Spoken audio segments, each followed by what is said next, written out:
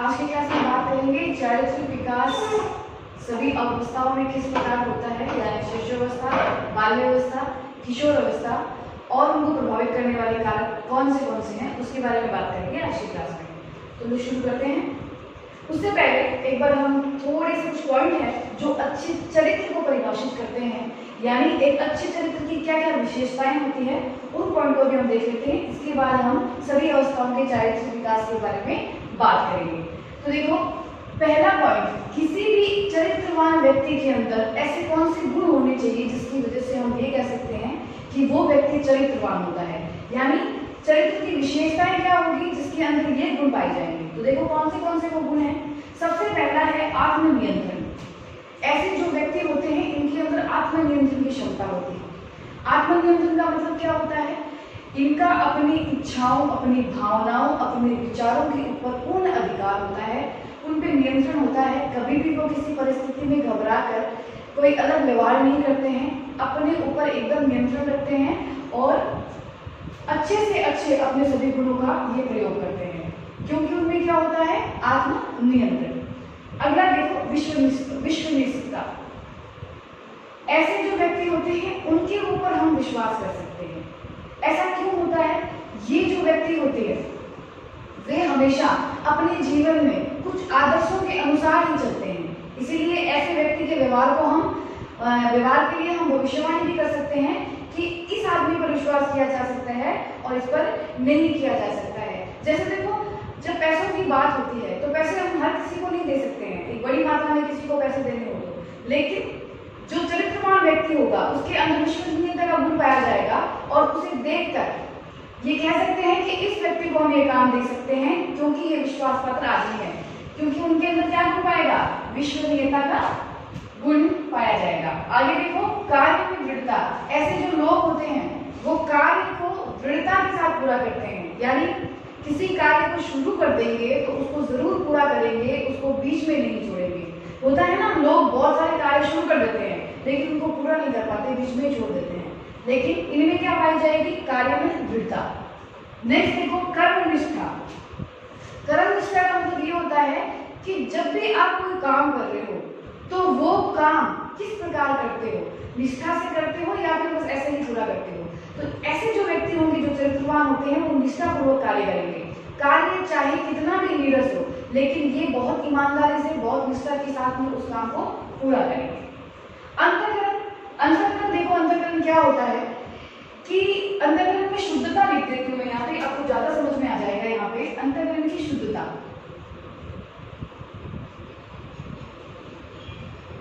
व्यक्ति के अंदर बहुत सारे विचार, भावनाएं और उसके स्वभाव बहुत तरीके का होता है, लेकिन ऐसे जो व्यक्ति होंगे उसके अंदर आप एक चीज देखोगे कि उनके व्यवहार में, उनकी भावनाओं में, उनके सोच समझ में आप कभी भी छल नहीं देखोगे। ठीक है, तो ऐसे व्यक्तियों को कि अंतःकरण में क्या होती है? शुद्धता होती है, उसके विचार बिल्कुल शुद्ध होते हैं, छल कपट उनको नहीं आता है। तो इनके अंदर जो विशेषता पाई जाती है वो है अंतःकरण की शुद्धता। अगला देखिए, उत्तरदायित्व की भावना। ऐसे जो व्यक्ति होती है वो महान कष्ट लेकर भी अपने उत्तरदायित्व को पूरा करते हैं। जैसे श्री राम के बारे में हमने पहले भी बात की थी, और ऐसे बहुत सारे उदाहरण आप पीछे देख सकते हो, जो पांडव थे या फिर श्री कृष्ण थे, आप किसी की भी बात कीजिए, सभी अपने उत्तरदायित्व का निर्वाह करते हैं, चाहे जीवन में उनके सामने कितनी भी बड़ी परिस्थितियां खराब हो, लेकिन वो अपने उत्तरदायित्व को पूरा करेंगे। तो ये मुख्य बातें हैं जो एक चरित्रवान व्यक्ति के अंदर आपको दिखाई देगी। अब देखिए, इसके लिए एक स्टेटमेंट दिया है बाउले ने। हमने ये जो वर्गीकरण पढ़ा है इसका ध्यान रखिए कि वर्गीकरण किसके अनुसार है? ये बाउले के अनुसार है। ठीक है, विशेषताओं का हम जो पढ़ रहे हैं चरित्र की, ये बाउले के अनुसार विशेषताएं बताई गई है। बाउले ने एक स्टेटमेंट दिया है कि चरित्र के ये जो गुण हैं, ये सभी के सभी गुण, ये बालक के विद्यालय और सामाजिक जीवन दोनों के लिए बहुत महत्वपूर्ण है। और जैसे बालकों के अंदर, जिनके अंदर ये गुण होते हैं, वो जो बालक होते हैं वो बहुत ज्यादा ही अपने जीवन में अपनी जितनी मानसिक शक्ति है उसका प्रयोग कर पाते हैं जितनी उनके अंदर होती है। यानी कहने का मतलब है अधिकतम स्तर यानी बहुत ज्यादा स्तर तक अपनी मानसिक योग्यता का प्रयोग कर पाते हैं ऐसे बालक जिनके अंदर आप क्या देखोगे, ये विशेषताएं देखोगे चरित्र की। ठीक है, तो ये है आपके अच्छे चरित्र की विशेषताएं। अब हम बात करते हैं शैशवावस्था में। ठीक है, शैशवावस्था में देखिए चारित्रिक विकास कैसे है, इसमें देखिए नैतिकता का अभाव पाया जाएगा। ये जो अवस्था है इसमें नैतिक चीजें यानी सत्य असत्य जो भी नीति नियम होते हैं समाज के, अच्छाई बुराई, ईमानदारी बेईमानी, ये सब चीजें बालक समझता नहीं है। तो नैतिकता का अभाव कौन सी अवस्था में पाया जाता है, शैशवावस्था में। आगे देखो 2 वर्ष का बालक अच्छे बुरे बालक में अंतर करना जान जाता है। ये सभी क्या है, चारित्रिक विकास है। बालक समझने लग जाता है अच्छा और बुरा यानी चरित्र समझने लग जाता है। कितने वर्ष का बालक, 2 वर्ष का बालक, ये अच्छा लगता है और ये बुरा लगता है। 4 वर्ष का बालक जो है अच्छे बुरे कार्य में अंतर करना जान जाता है। उसे पता चल जाता है कि वो जो काम कर रहा है उसमें से अच्छा कार्य क्या है और बुरा कार्य क्या है। आप देखो जो बालक छोटा होता है 4 वर्ष की अवस्था में, समझ लीजिए उसके द्वारा घर में कोई सामान वो किचन में जाता है और कोई डब्बा गिरा के आ जाता है, तो उसे पता है उसने काम गलत किया, वो वहां से भाग जाता है क्योंकि वो जान जाता है कि वो जो काम कर रहा है वो अच्छा नहीं है। गलतियों को छिपाने की कोशिश इसी से संबंधित है। अगर इस अवस्था में बालक का कोई खिलौना टूट जाता है या घर का कोई सामान तोड़ देता है बालक, तो उसे पता है कि उसने गलत किया, तो वो अपनी गलती को छुपाने की कोशिश करेगा या फिर इसके दोष को किसी और के ऊपर डाल देगा कि ये काम मैंने नहीं किया है। आगे देखो 5 वर्ष का बालक माता पिता की बात मानने लगता है बिना मूल्यों को समझे। अब देखो यहाँ पे बच्चा जो होता है थोड़ा सा समझदार हो जाता है। माता पिता उसे जो कहते हैं वो सब बात मान लेता है। माता पिता कहते हैं कि सुबह उठ के बड़ों के प्रणाम करने चाहिए, उसके जो व्यायाम करना चाहिए या फिर कोई भी चीजें जो उनको सिखा रहे हैं माता पिता अपने बच्चों को, बालक मान लेंगे बिना मूल्यों को समझे कि ये क्यों सिखाए जा रहे हैं। इनका भाव मुझे नहीं पता, लेकिन फिर भी अपने माता पिता को बातों को मानने लग जाते हैं। तो इस प्रकार ये कुछ चारित्रिक विकास की विशेषताएं आप देखोगे शैशवावस्था के अंदर। ठीक है, अब आगे बात करते हैं हम बाल्यावस्था के बारे में। देखो स्ट्रेन महोदय क्या कहते हैं, 6, 7 व 8 वर्ष के बालक के न्याय विवेक व ईमानदारी के गुणों का विकास हो जाता है। मतलब बालक 6, 7, 8 वर्ष की अवस्था तक विवेक, ईमानदारी और न्याय इस तरह के गुण डेवलप हो जाते हैं बालक के अंदर। कौन कहते हैं, स्ट्रेन महोदय। ठीक है, ये परिभाषा इंपॉर्टेंट होती है इसलिए मैं लिखाती हूँ और बहुत सारे मैं स्टेटमेंट बोलती हूँ, उनको आप बिल्कुल ध्यान से सुनिएगा और इसे नोट कर लीजिएगा कहीं पे, क्योंकि ये आपके एग्जाम के अंदर पूछे जा सकते हैं। ठीक है, अब देखो बाल्यावस्था, सर्वाधिक नैतिक विकास जो होता है वो होता है बाल्यावस्था में।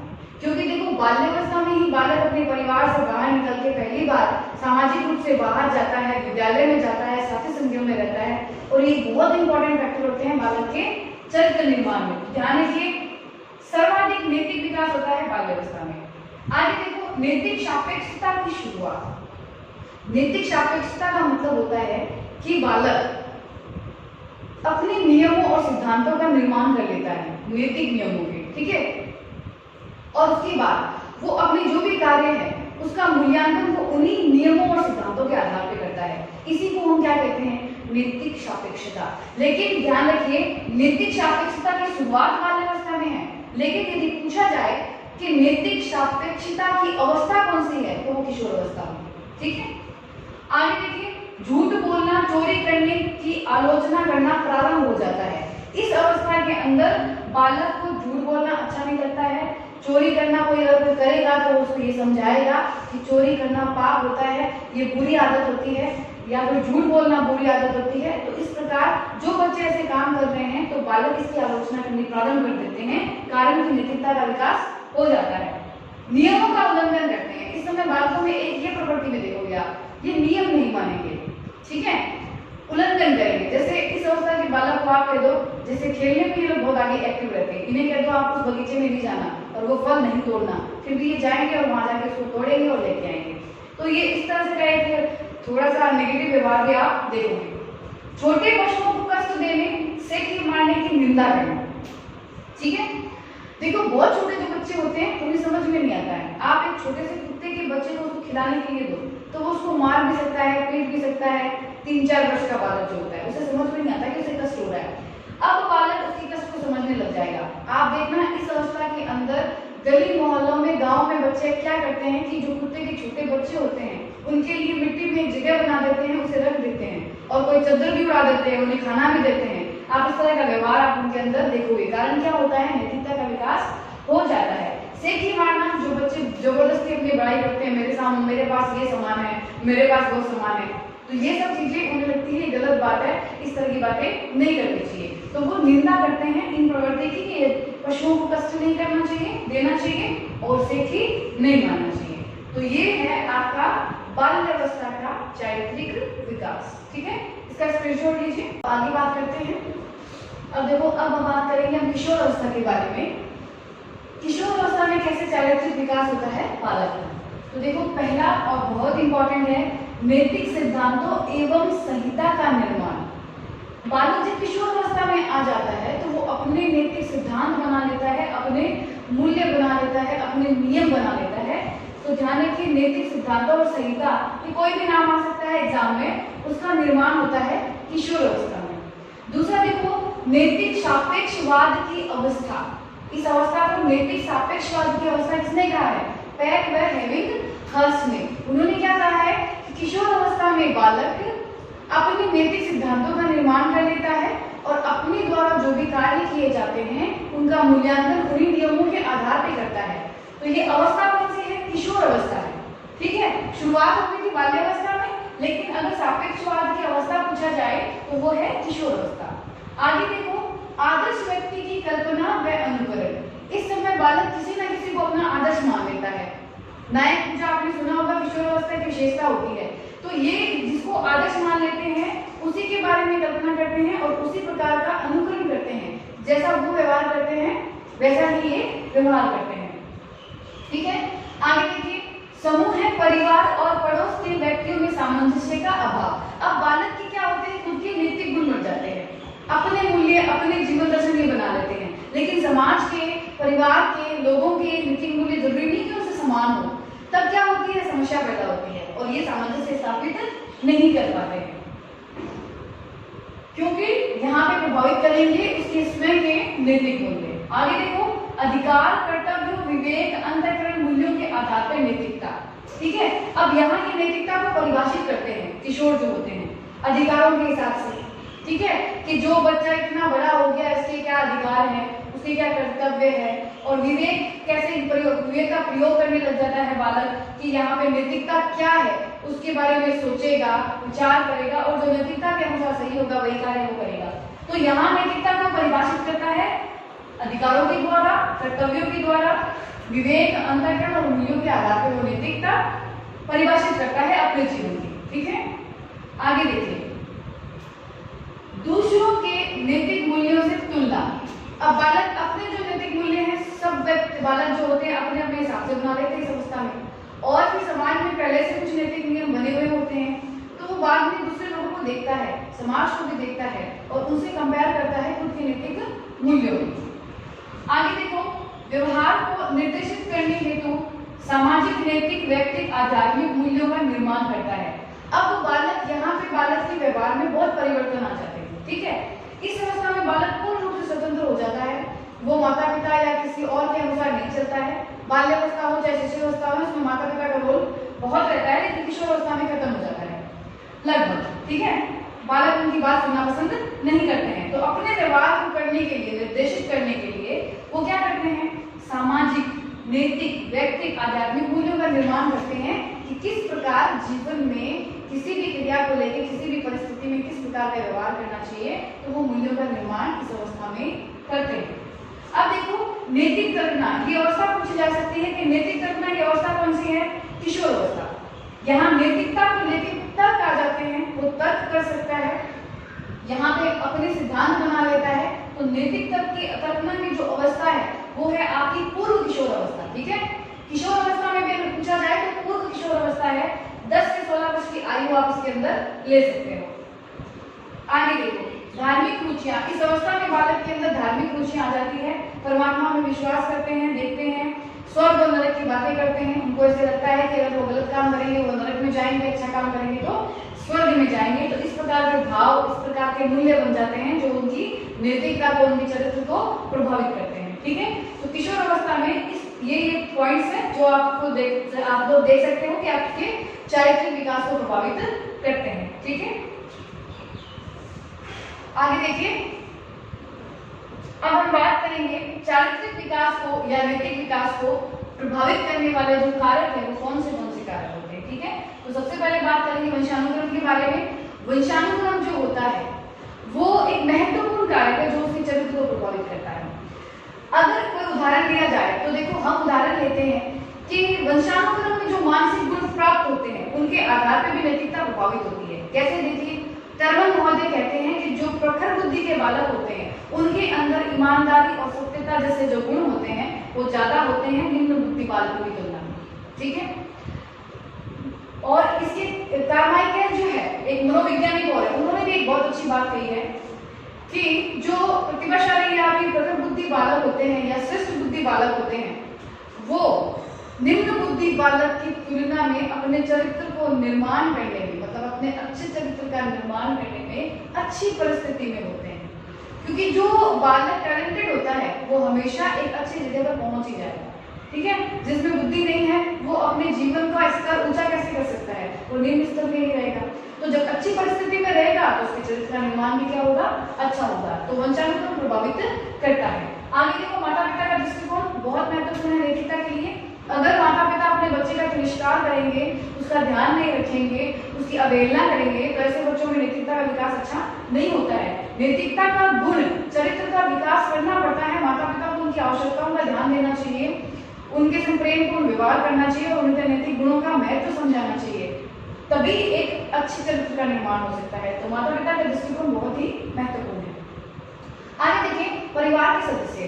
परिवार के सदस्यों में अगर बालक कटुता का, द्वेष का, झगड़े का माहौल देखेगा और उनकी इन गुणों को वो अपने अंदर लेगा तो उसका अच्छा चरित्र नहीं बन सकता। और यही अगर परिवार के सदस्यों के अंदर आप ईमानदारी, स्नेह, प्यार, ईमान और सत्यता, इस तरह की भावनाएं देखोगे तो बालक के अंदर जो चरित्र का निर्माण होगा वो बहुत अच्छा होगा। ठीक है, आगे देखिए, परिवार का वातावरण। परिवार का जो वातावरण होता है वो बहुत ही महत्वपूर्ण कारक है।